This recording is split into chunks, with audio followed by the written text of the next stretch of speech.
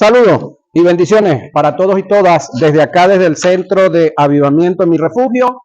Estamos en esta hermosa mañana para llevar el tema titulado, ¿cómo les dije el tema? Consagración de los primogénitos. Vamos a hablar de un tema, pudiéramos decir histórico, señoras y señores. Tema histórico, hasta cierto punto, que tiene algunas cositas que ver con nosotros, ¿sí? No son muchas las que tienen que ver con nosotros. Es un tema histórico que no tiene nada que ver hasta cierto punto con nuestra espiritualidad. Cuando digo que no tiene nada que ver con nuestra espiritualidad, dirá usted, entonces, ¿para qué eso? No, no es que no tiene nada que ver como tal, ¿no? No tiene que ver con mi salvación, no tiene nada que ver con mi santidad, no tiene nada que ver con mis acciones, escúcheme, como hombre espiritual, meramente. Y si tiene que ver, ya eso lo vamos a ver al final, no se preocupe mucho. Entonces, consagración de los primogénitos. Primer lugar, yo quiero que usted entienda que el Dios al cual nosotros le servimos es un Dios, óigame, soberano. La soberanía en Dios no tiene nada que ver con que Él puede y desea hacer lo que le venga en, ya usted dijo lo demás, sino que Él en su soberanía, escúcheme, estableció principios, colocó principios, y esos principios que Él estableció lo llevan a Él a estar sujeto, no atado, sujeto para sus acciones en esos principios. ¿Sí? Entonces, la soberanía en Dios no es una posición que Él tenga para estar haciendo lo que le venga en gana, como algunos creen y piensan. Los que creen que Dios hace como le venga en, ellos no están interpretando ni conocen al Dios del cielo, al Dios creador, sino que ellos están creyendo que Dios es como ellos. ¿Están aquí o se fueron? Ellos están creyendo que Dios es como ellos, porque el Dios del cielo, el Dios creador, escúchame, no puede pecar. ¿Cómo? Él dijo por allá en una ocasión, sé santo porque yo... Ok, entonces ya usted está viendo que el Todopoderoso hay una cosa que no puede hacer. ¿Qué no puede hacer Dios? Pecar. Ok, Dios también le colocó a usted un libre albedrío. Algo que está en usted y usted toma la decisión de servirle a Dios o de no servirle. Estando ya en Cristo, estando en Dios, usted toma la decisión de ser santo o no ser santo. Porque, escúcheme, tenemos hombres y mujeres salvos. Amén. Pero no santos. ¿Cómo así? Ok, la santidad está en tres partes de nosotros. En nuestro espíritu, en nuestra alma y en nuestro cuerpo. Y la decisión de santificarse en el alma es suya. Y la decisión de santificarse en el cuerpo es suya. Y Dios no se va a meter ahí. Ahí tiene usted que autotrabajarse usted mismo. ¿Están aquí todavía, verdad? Ok, ese no es el tema de santidad, aunque también lo es, porque la palabra santidad quiere decir dedicarte. Vamos a ver qué dice Éxodo 3:2 en la boca de nuestro hermano Angelito de Dios. Oigan con los oídos. Suéltalo, Angelito. Conságrame todo primogénito, cualquiera que hable matriz entre los hijos de Israel. Ajá. Y de los hombres como de los animales. Ajá. Conságrame, santifícame, apártame. Ya va. Dios, ¿por qué tú le estás diciendo a Moisés que te consagre eso? ¿Es que acaso el cielo y la tierra y todo lo que hay en ella no es tuyo? Sí, es de él. Pudiera Dios decir, es mío. Pero al hombre se le dio un libre albedrío.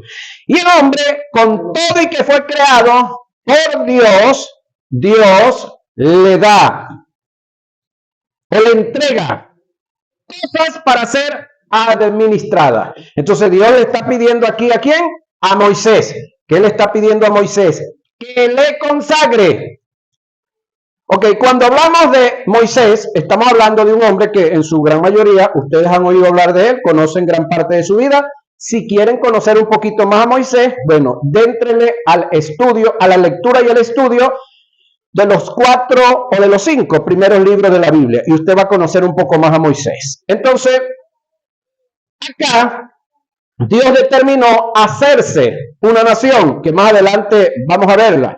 Ahora la pregunta es, Dios escoge de entre varias naciones, hombres y mujeres, para hacerse para él una nación llamada Israel. La pregunta es, ¿Israel es la única nación de Dios? Estoy preguntando, ¿Israel es la única nación de Dios? El mundo, el cielo y todo lo que en ellos habita es de Dios. Por lo tanto, las naciones de donde Dios escogió hombres y mujeres para formar una nación llamada Israel también eran de Él. Amén. Pero se le descarriaron. Se le descarrilaron. Entonces ahí es donde yo no entiendo cómo mucha gente ahorita se rasga las vestiduras por la nación de Israel. Ya va, y los palestinos que están al lado, y los otros que están más al lado, los otros árabes, y los otros pueblos que están circuncidando, que quieren acabar con Israel, pregunto, ¿no son de Dios también? ¿Quién los hizo? ¿Quién los formó? ¿Fue el diablo? Pregunto, ustedes responden allá, te trajeron la lengua, se puede decir no, sí. Ajá, ¿quién formó a los pueblos que están alrededor de Israel? Ok, escúcheme, el mundo, el cielo y todo lo que en él habita es de Dios, pero en el caso de los hombres y de las mujeres, Dios les dio o nos dio libre albedrío. Ese libre albedrío tiene que ver con una posición del alma. En el área espiritual nosotros tenemos dos posiciones de estar. O estamos en luz en Cristo Jesús, como ya lo estamos todos acá, amén.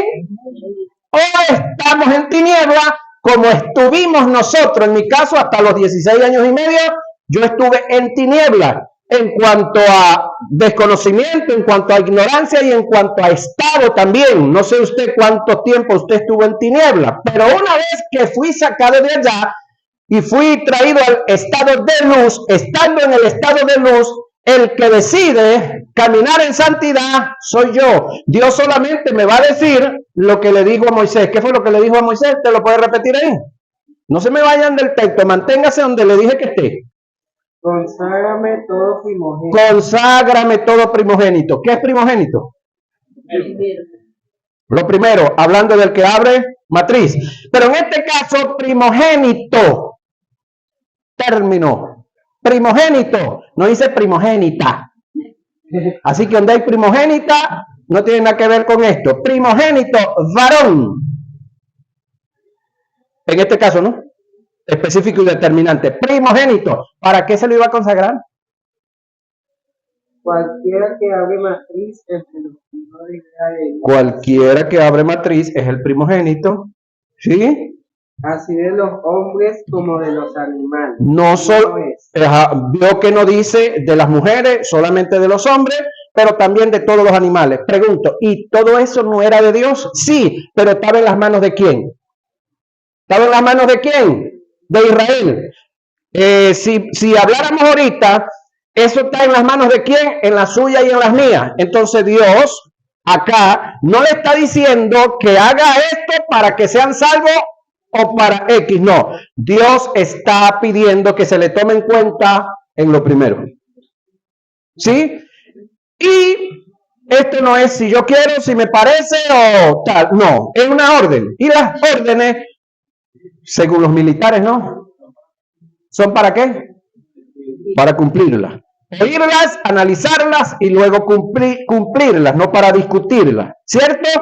Ahora, ese consagrar lo dice en Éxodo, escrito por Moisés, y luego también lo dice en el verso 23, el verso 16.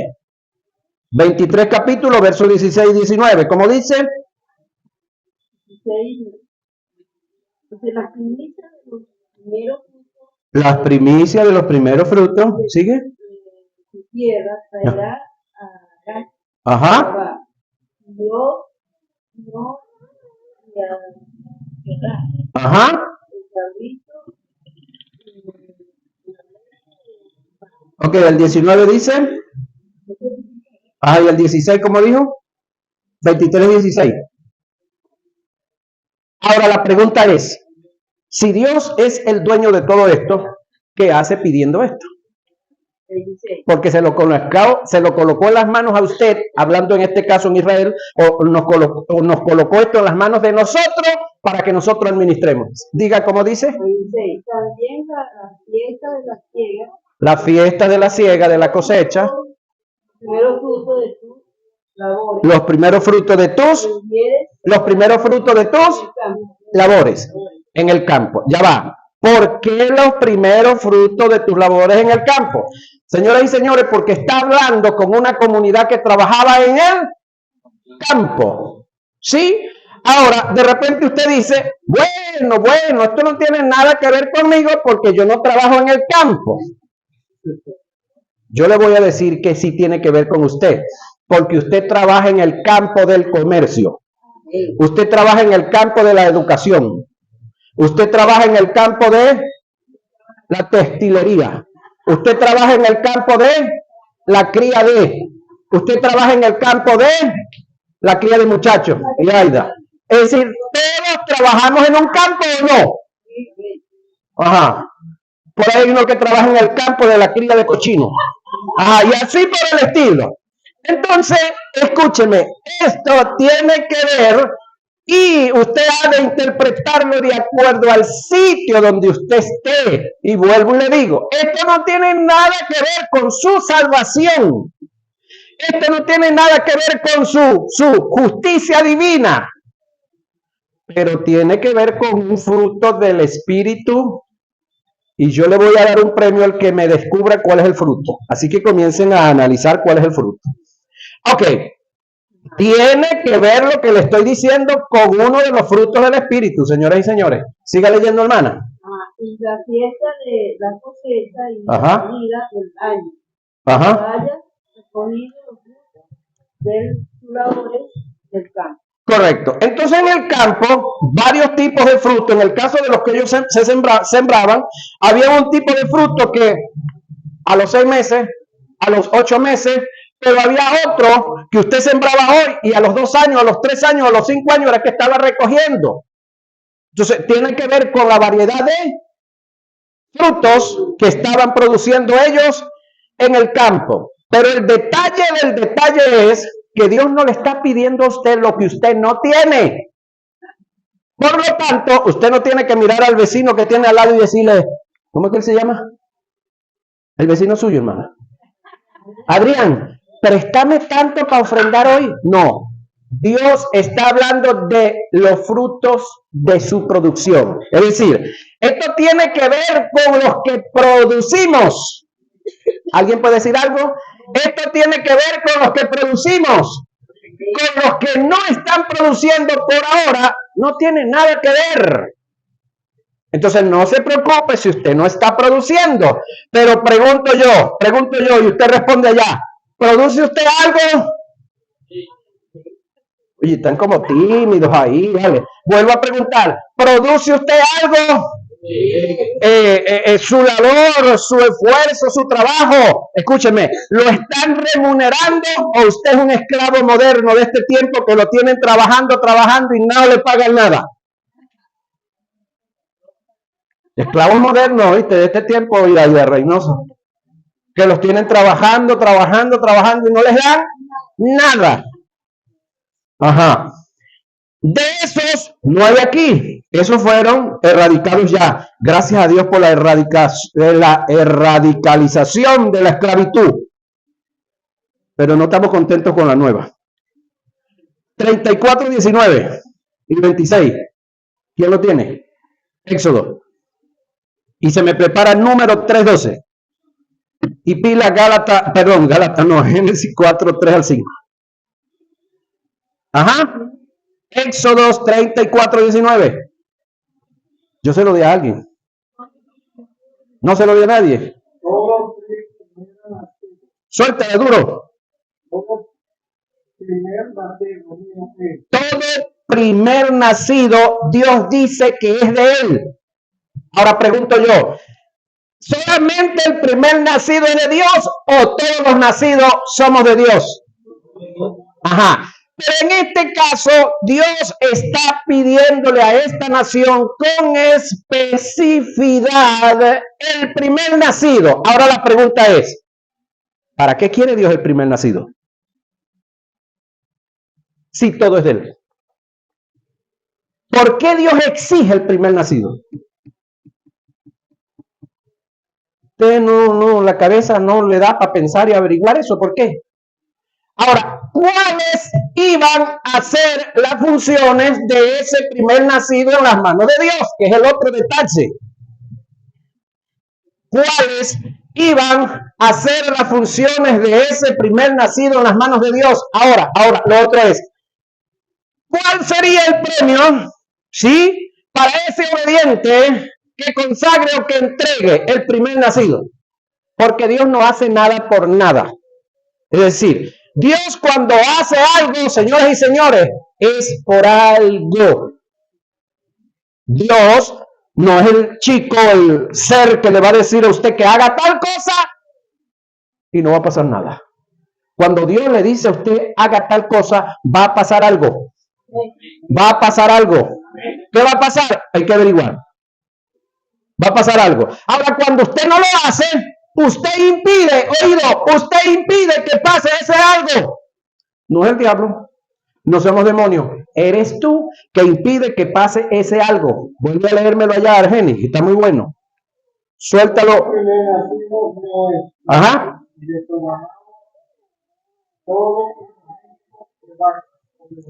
Ajá. En este caso, los primeros nacidos de la cabra, de la oveja y de la vaca quedaban en el templo, o quedaban en donde estaba la carpa que fungía como el templo. Los nacidos de la yegua, de la burra y de la camella, que eran los animales más de estos, más los otros, eran los animales más utilizados y que tenían un valor para la sociedad de aquel entonces.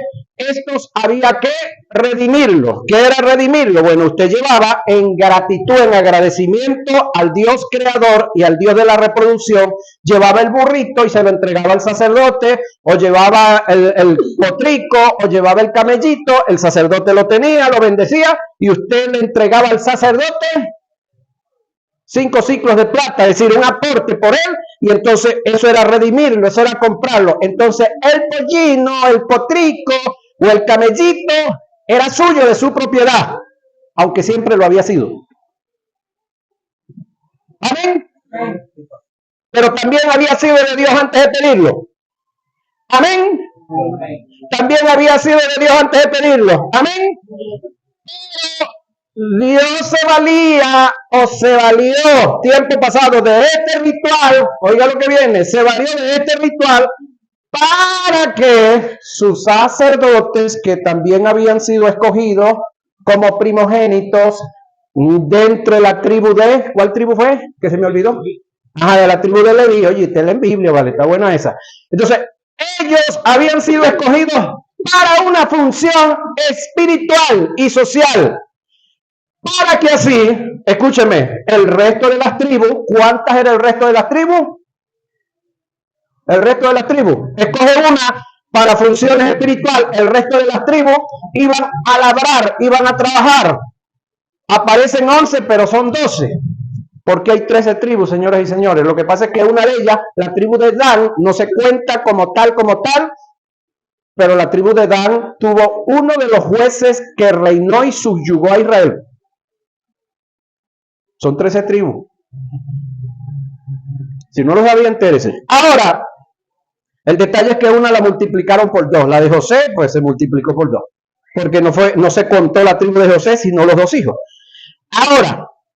Ahora que sean 12, 15, eso no es relevante. Eso no tiene nada que ver con su espiritualidad. Ese es asunto de Dios que lo quiso hacer así. Entonces usted no se embrolle por lo de Dios. Embróllese por lo suyo. ¿Qué es lo suyo? buscarle la vuelta, el por qué, siendo Dios dueño de todo, estaba pidiendo uno. Y si él pidió uno, pues era uno, aunque el resto seguían siendo de él. Ahora, ¿para qué? ¿Qué funciones iba a tener este primogénito? Es decir, ¿qué quería Dios hacer con ese primogénito? ¿Para qué lo escogió? En el caso de los sacerdotes, ¿para qué Dios escogió a los sacerdotes? En primer lugar, luego de escogerlo, le priva, óigame, a los sacerdotes de aquel entonces, les priva tener tierra. Les priva trabajar en el campo. ¿Sabe usted eso? No hubo heredad para ellos. Todos los demás tuvieron tierra, tuvieron heredad, trabajaban, tenían producción, tenían cosecha y tenían una libertad que no la tenían los sacerdotes. Ahora, Dios entonces, ese primogénito que está pidiendo acá, lo está pidiendo ¿para quién? Para el sostén de los sacerdotes que no les dio tierra. Ahora, si esa vaca llegase a parir 5, 10 o 15 becerros, uno solo usted le iba a dar a Dios. Los demás eran suyos.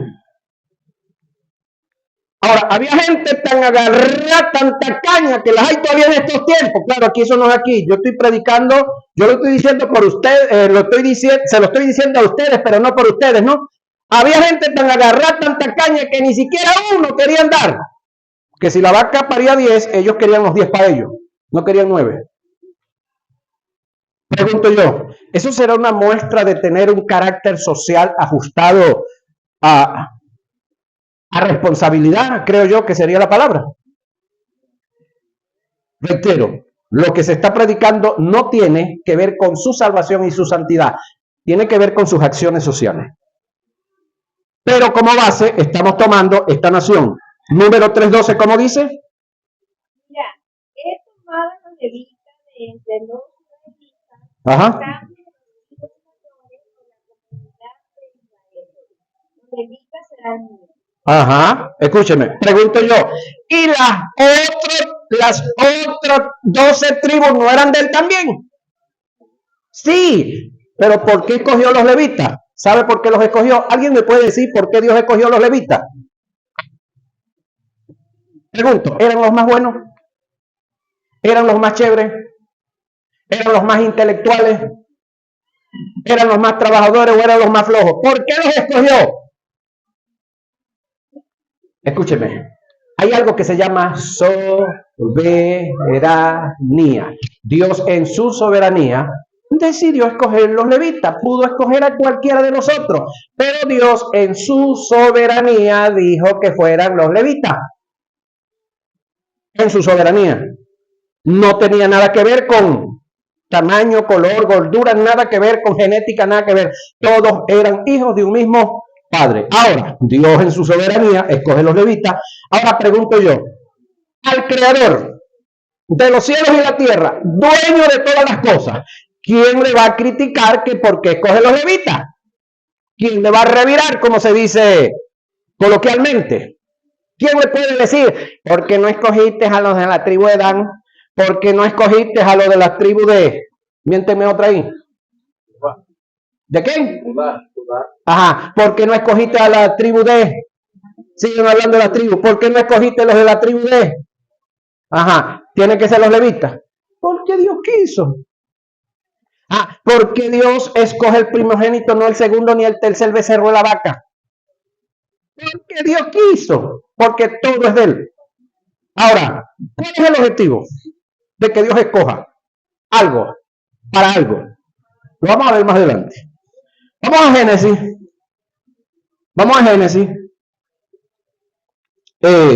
Y aconteció, andando el tiempo, que Caín trabajó del fruto de la tierra, una ofrenda a Jehová. Ajá. Y Abel trajo también de los primogénitos de sus ovejas, de lo más gordo de ellas, y miró a Jehová con agrado a Abel y su ofrenda. Pero no miró con agrado a Caín, la ofrenda suya, y se ensañó Caín en gran manera y decayó su semblante. Ok, aquí hay una pregunta seria que tú y yo tenemos que hacer. ¿Sabe cuál es la pregunta seria? ¿Cómo Dios está mirando mi ofrenda? Sería esta pregunta yo. ¿Cómo Dios está mirando mi ofrenda? Si es que lo estoy haciendo. Digan algo. Aleluya, ya, y cualquiera de las dos es. ¿Cómo Dios está mirando mi ofrenda? Mi ofrenda es lo que yo doy de lo que es mío. Porque yo puedo ir por decir algo, a una bodega y me robo algo y lo traigo y lo echo aquí como ofrenda. ¿Eso es ofrenda? No, porque eso yo no lo compré. Eso yo no me lo sudé. Yo pasé un susto, porque no me agarraron, no. Pero cuando me agarren me voy a fregar la vida, ¿no? Ajá. Pero pregunto, ¿cree usted que a Dios le agrada que yo esté haciendo trampas por allá para venir y alimentar a mi familia? ¿Cree usted que Dios quiere que yo esté haciendo trampa para poder ponerle las láminas que le faltan al techo roto que tengo en la casa? Y menos para traerlo a la congregación. ¿Están aquí o se fueron? Vuelvo a preguntar, ¿están aquí o se fueron? Habemos algunos que podemos levantar el pecho así henchido y decir, las 4 láminas que tengo en el techo, me las sudé. Pero hay otros que, claro, lo hicieron en el mundo. Todo lo que se hizo allá ya quedó allá. Sí, en el mundo. Pero ahora en Cristo Jesús yo creo que tenemos que cambiar esa actitud. Amén. Que si en el mundo trampeábamos, dice el texto ahora, que el que robaba no robe más, sino que ¿qué? Trabaje con sus manos, produzca para usted y para lo suyo. Amén. Pero también produzca, como produjeron estos hombres, que Dios solamente en el caso de Israel les pidió un 10%, aparte de algunos otros tipos de ofrenda, que entre ofrenda y ofrenda, escúcheme, entre ofrenda y ofrenda de las que pidieron para Israel, eran 15. 15 tipos de ofrenda daban los israelíes, 3 tipos de diezmo. El diezmo a los sacerdotes, el diezmo para las viudas y los huérfanos, y cuando pidieron rey, que se empeñaron, porque Dios no les quería poner rey, Dios los estaba gobernando a través de jueces, porque Dios quería que Israel fuera un pueblo diferente a los demás pueblos, Dios quería una nación que fuera guiada por líderes, cada tribu tenía un líder y así sucesivamente, y ellos se empeñaron que querían rey. Dios les dijo, bueno, si quieren rey, a ese rey tienen que darle un diezmo adicional, para él, su familia y todos los que van a trabajar con él. Por lo tanto, Israel daban 3 tipos de diezmo y otro tipo de ofrenda. Entonces, ¿quiere usted ser Israel? ¿Financieramente quiere ser Israel? Ok. Este es uno, los demás si quieren se parecen. Entonces, entendamos eso. Ahora, Dios, escúcheme, Dios, el Creador, no solamente hizo a Israel, sino que los pueblos que fueron hechos antes de Israel son de Dios también. Son de Dios también. Ahora, ¿cómo Dios está mirando tu ofrenda? ¿Como la de Abel o como la de Caín? ¿Tú quieres saber cómo Dios la mira? Habla con Él. Hay algo que se llama intimidad. Intimidad es donde hay espacio para dos nada más. Dios y tú y Dios. Pregúntale a Dios cómo Él está mirando tu ofrenda. Ahora, hay gente que dice que Dios miró con agrado la ofrenda de Abel porque trajo de las ovejas, y que miró con desagrado la ofrenda de Caín porque trajo de los frutos del campo. Y es que ya va. Lo importante para Dios no es la ofrenda que tú traigas, es el corazón con el que la estás trayendo. Ese es el detalle. Cuando usted lee el libro de Hebreos, hablando de la ofrenda de Caín y de Abel tuvo una actitud de adoración. Caín no tuvo esa actitud de adoración. Por eso Dios miró la ofrenda de Abel con agrado y la de Caín sin agrado. Toda ofrenda, escúcheme, mire lo que viene ahora, toda ofrenda que usted vaya a traer y tirar aquí, usted no debe de venir a planificar aquí. Yo le voy a dar un consejito de amigo. Cuando usted viene aquí y saca la ofrenda aquí, y entonces de ahí es donde salen los chistes esos del billete que usted llegó y se metió la mano en el bolsillo. Entonces cuando peló para afuera venía el billete de $20 y dijo, no, reprendo al diablo, ese no, es el de uno. Ya va. Eso pasa ¿por qué? Porque usted no viene planificado, porque usted no viene dispuesto, porque usted, esa ofrenda usted tiene que traerla ya lista desde su casa. Usted en su casa tiene que buscar qué es lo que va a dar, escúcheme, y consagrarla. ¿Qué es consagrarla? Usted agarró lo que usted propuso, lo que usted dispuso.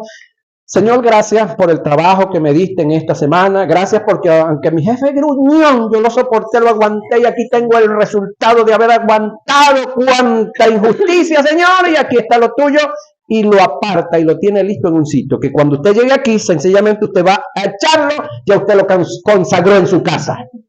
De esa manera, esa ofrenda es vista con agrado por Dios. Pero cuando usted llega aquí, muy pendiente, y dije a la hermana, vamos a pasar al hermano Joaquín para que ore por los que ofrendan y diezman. Y entonces usted dice, ¿dónde estará el billete más chiquito?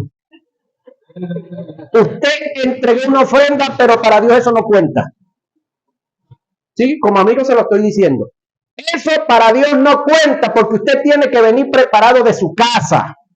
Y los que vienen directo del trabajo aquí por alguna circunstancia tienen que venir directo del trabajo ya con lo suyo apartado y consagrado a Dios. Usted viene a colocar aquí y ya listo. Esa ofrenda sí cuenta. Amén. Amén. Eso es consagrarla. Ahora, ¿tiene que ver esto con su salvación? No, esto tiene que ver con orden. Y tiene que ver con que usted ha determinado servirle a Dios. Ahora, una cosa son los primogénitos, que es lo primero de muchos, y otros son los unigénitos. Vamos a ver si Dios nos es ejemplo, ¿sí?, de inversión. Si Dios nos pide a nosotros que invirtamos, que aportemos, que demos, vamos a ver si Dios no es el primer ejemplo de eso. Vamos a ver los que están en el libro de Juan. Ahora vamos a hablar de los unigénitos. Primero, Génesis 22, 2 y 12. Y dice, toma ahora tu hijo, Isaac, a quien amas, vete a tierra de Moriah, ofrécelo allí en holocausto sobre uno de los montes que yo te diré. ¿Cómo dice otra vez? Vuelvo a leerlo. Escuche. Y dijo, toma ahora tu hijo, tu único. Ya va. ¿Tú qué? Tu hijo. ¿No tenía más hijo Abraham, era? Sí. Ya Ismael había nacido. Ismael, ¿no? Había nacido de Agar, la esclava. ¿Por qué le dice tu único? Porque ese era el de la promesa, porque el otro lo despachó. El otro, con todo y que era hijo de él, no era hijo de su esposa, era hija de la concubina, un invento de Sarai.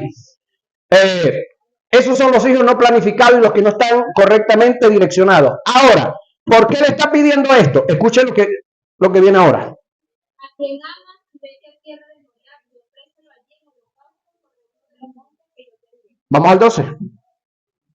Y dijo, no extiendas tu mano sobre el muchacho, ni le hagas nada, porque ya conozco que tienes a Dios, por cuanto no me rehusaste. Otra vez. ¿Por qué tu hijo, tu único, si hay otro?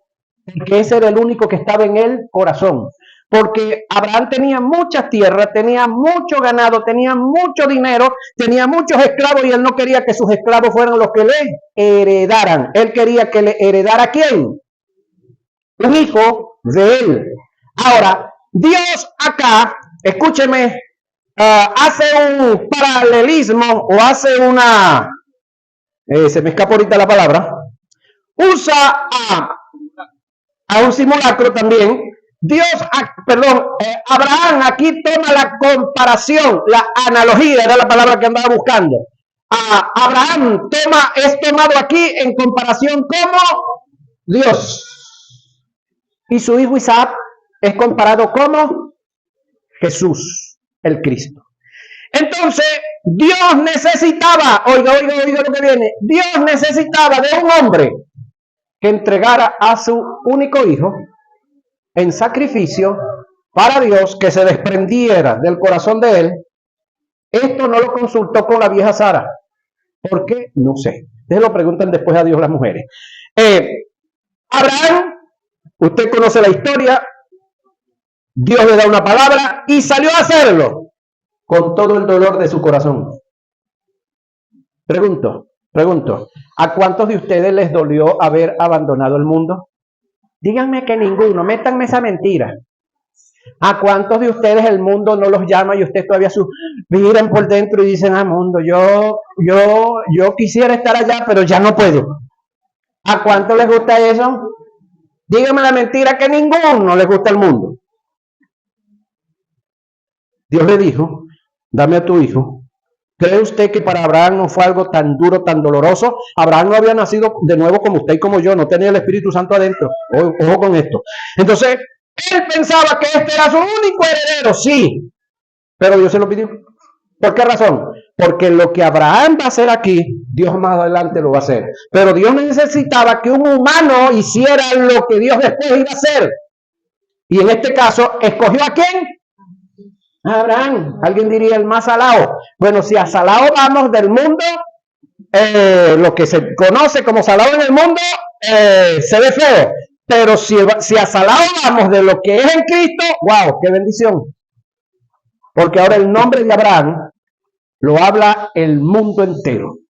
Y las religiones más influyentes del mundo entero ahora se denominan pacto abrahámico. Todas se denominan abrahámicas. ¿Pero por qué? Por lo que hizo Abraham. Pregunto, pero eso fue día gratis para... Es decir, el que el nombre de Abraham esté sonando ahorita, el nivel que está sonando y la fama que tiene Abraham a nivel del mundo ahorita, ¿fue día gratis? Eso no fue de gratis.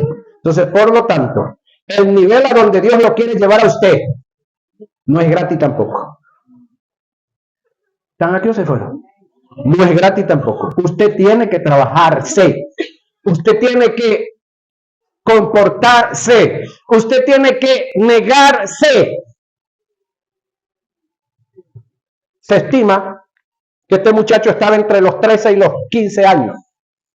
Una de las mejores edades para jugar con los muchachos, echarles broma e irles formando el carácter, ¿verdad que sí? Porque cuando están chiquitos, ¿qué uno puede hacer con ellos? No es mucho. Pero cuando ya están en ese tamaño, por lo mínimo uno les dice, vaya a buscarme agua. Y él dice, yo no estoy aquí para estar buscando agua. Que vaya a buscarme agua. Porque usted le está formando el carácter al guaricho. ¿Sí? Que haga tal cosa.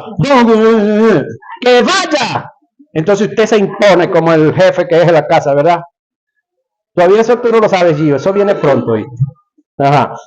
Entonces, el momento en el que tú te estás, ¿cómo te digo? Sobreponiendo y estás cambiando y estás formando carácter para que después ese muchacho diga, gracias a mi papá y a mi mamá que me gruñeron, que cuando estaba chavalo hasta con una correa, un palo, con una piedra me dieron, medio silbo ahora lo que soy, porque los que nunca les pusieron freno, ¿qué son ahora? ¿Están aquí o se fueron? Los que nunca se les puso carácter, ¿dónde andan? Señoras y señores, y esto funcionó y funciona en el mundo. Óigame, dentro de la iglesia también. ¿Sí? Esto funcionó y funciona en el mundo. Amén. Dentro de la iglesia también. Por eso es que hay momentos en la iglesia que hay que apretar las tuercas para formar carácter. Sin embargo, Dios le pide a un hombre su unigénito para luego entonces, ¿a quién le di Deuteronomio 14:2? Y vamos rápido con Primera de Juan 4:18. Deuteronomio 14:2. Estamos hablando de que Dios pide acá el unigénito, en este caso de Abraham, porque aunque fue en sí, para el momento que lo pide, es el unigénito, porque esos no fueron los dos únicos hijos de Abraham. ¿Sabe usted que Abraham tuvo 8 hijos? ¿Sabe usted que Abraham tuvo 8 hijos? Porque eres pueblo santo a Jehová, tu Dios, y Jehová te ha escogido para que seas un pueblo único entre todos los Vuelvo a leerlo, hermana, así aplomadito, tranquilito. Escuche esto, está hablando Dios de Israel. Pero al estar hablando Dios de Israel, escúcheme, dijo una vieja amiga por ahí, está hablando de nosotros, iglesia también. Óigame, suéltelo, hermana. Porque eres un pueblo santo a Jehová tu Dios. ¿Quién es ese pueblo santo? Diga yo, nosotros. ¿Quién es ese pueblo santo? ¿Para qué nos hizo santo? Siga leyendo. Y Jehová te ha escogido para que seas un pueblo único entre todos los pueblos que están sobre la tierra. Escúcheme, para Dios existen en este mismo momento tres pueblos. ¿Cuáles son esos tres pueblos? Los gentiles, que los hizo Él. Los israelíes, que los sacó de entre los gentiles y los hizo Él también. Los gentiles se le descarriaron. Israel se le recontra super descarrió. Y así andan ahorita, en su gran mayoría. Entonces Dios se hace un tercer pueblo. ¿Cuál es ese tercer pueblo? Otra vez, ¿cuál es ese tercer pueblo? Y si la iglesia eres tú, ¿por qué no dije yo? ¿Cuál es ese tercer pueblo? Ajá. ¿Para qué escogió ese tercer pueblo? Léaselo allá, hermano, otra vez. Ya que ya ellos son ese tercer pueblo.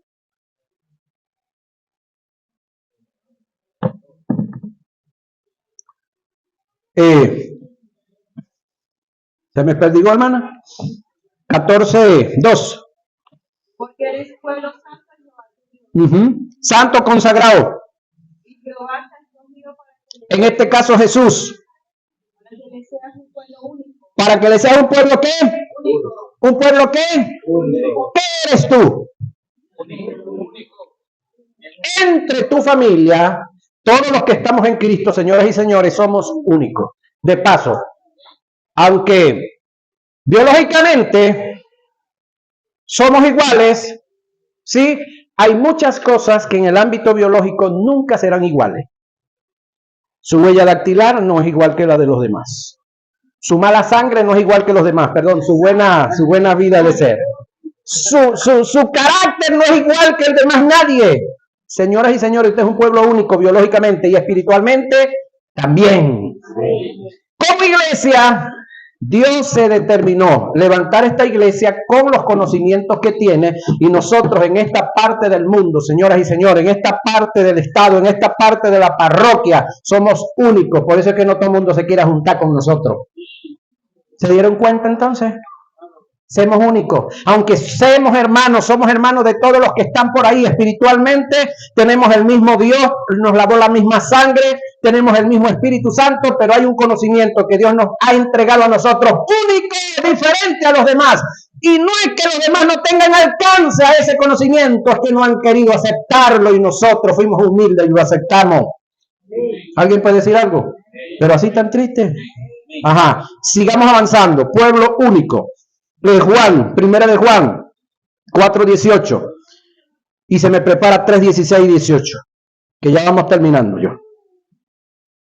Tengo 2 minutos para terminar. En el amor no hay temor, sino que el perfecto amor echa fuera el temor, porque el temor lleva en sí castigo, de donde el que teme no ha sido perfeccionado en el amor. Ok, ¿por qué crees tú que Dios ha determinado en nosotros colocar su amor y manifestar su amor? ¿Por qué crees tú que Dios se despoja de su unigénito, que ahora es Cristo, todos sabemos, y Juan 3:16 nos dice lo siguiente? ¿Cómo dice Juan 3:16? Porque de tal manera Dios al mundo ha dado su Hijo unigénito para que todos aquellos que le crean no se pierdan, mas tengan vida eterna. ¿Por qué lo hizo Dios? ¿Porque éramos buenos? No, por amor. ¿Por qué lo hizo Dios? Por amor. También Abraham lo hizo por respeto y amor a Dios. Ahora, primera de Juan 4:9. En esto se mostró el amor de Dios para con nosotros, en que Dios envió a su Hijo unigénito al mundo, para que vivamos por él. Ahora, cuando hablamos de la vida de Él, ¿es vida temporal o vida eterna?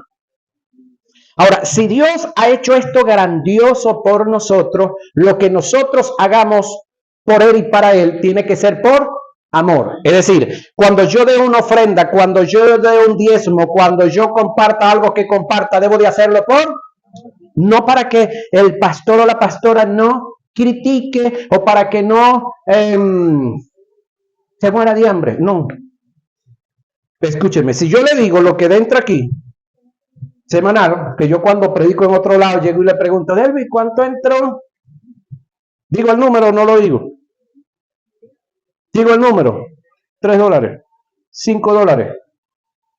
Estamos hablando de ofrenda. Pregunto yo, ¿una pareja pastoral se puede sostener con eso?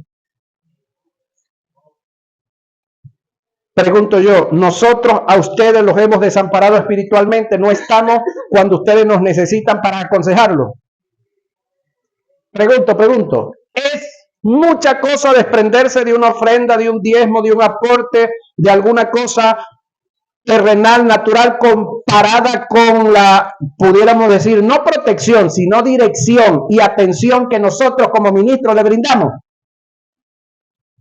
Les voy a dar un regalo. Eso lo van a leer en su casa. Primera Corintios, el capítulo 9, léanselo. Y hagan un análisis de eso y analícese usted también.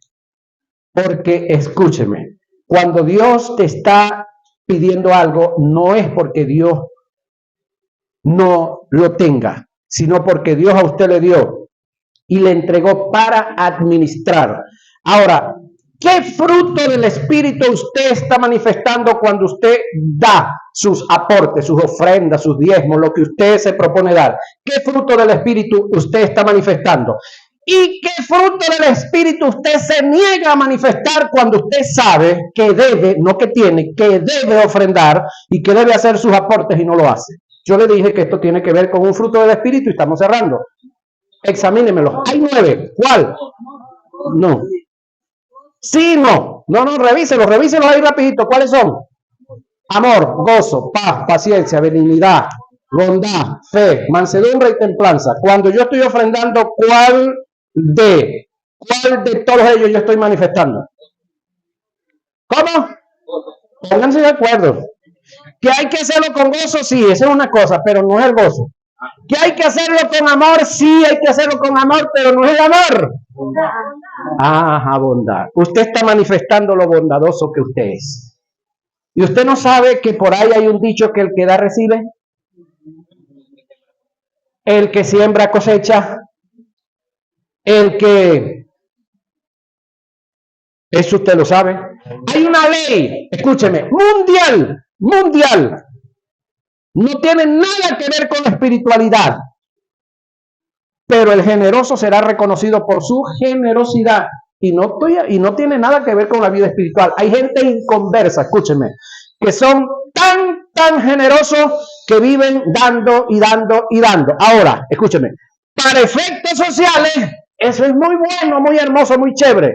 Pero para efectos espirituales, Pablo dijo que aunque yo diera todo, incluso diera mi cuerpo en ofrenda por todos los demás, y no tengo amor, que ahí entonces vamos, la única manera para tener amor es conocer al dueño del amor y entregarle el corazón al dueño del amor, para que entonces el dueño del amor, como dice Romanos 5:5, derrame en nosotros su amor. Ahora, ¿quién es el dueño del amor? Dios, en el conjunto de la deidad, Dios Padre, Dios Hijo y Dios Espíritu Santo. En el caso de la única manera de reconciliarnos con Dios es a través de Jesús, pero al reconciliarnos con Dios a través de Jesús, el Espíritu Santo viene a morar en nosotros, y al Espíritu Santo venir a morar en nosotros, pues el amor es lo primero que va a ingresar a nosotros, pero también está el resto del fruto del Espíritu, entre ellos la generosidad. Ahora, Dios nos está retando a que la practiquemos, señoras y señores. El culto que se va a hacer el domingo es un culto para mostrar su generosidad.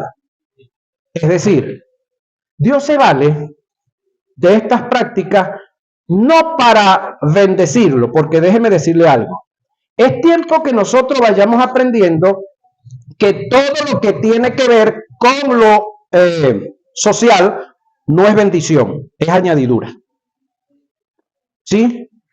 Pablo dice que nosotros hemos sido bendecidos con toda bendición espiritual. Quiere decir que las bendiciones son espirituales.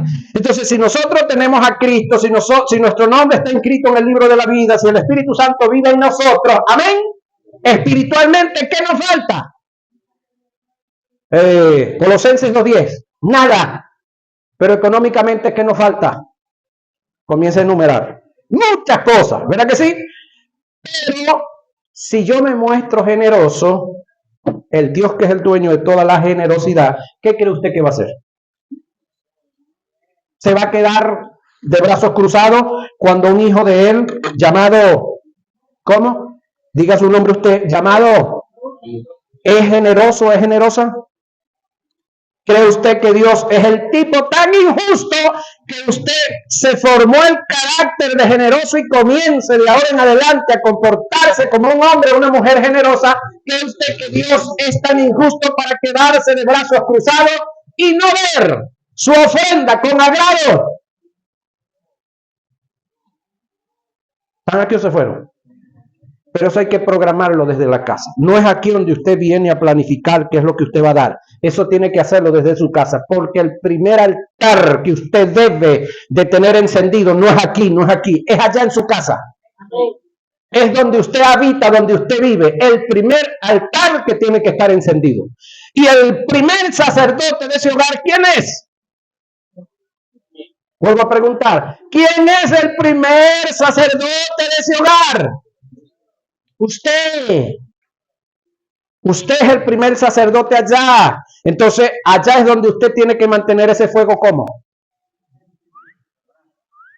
Encendido. Y está echando siempre madera para que ese fuego no se apague. Y entonces aquí usted no viene a buscar candelita. Usted viene a juntar la candelita con aquella aquí para que haya un gran candelorio. Póngase de pie y déle gracias al Señor. Aleluya.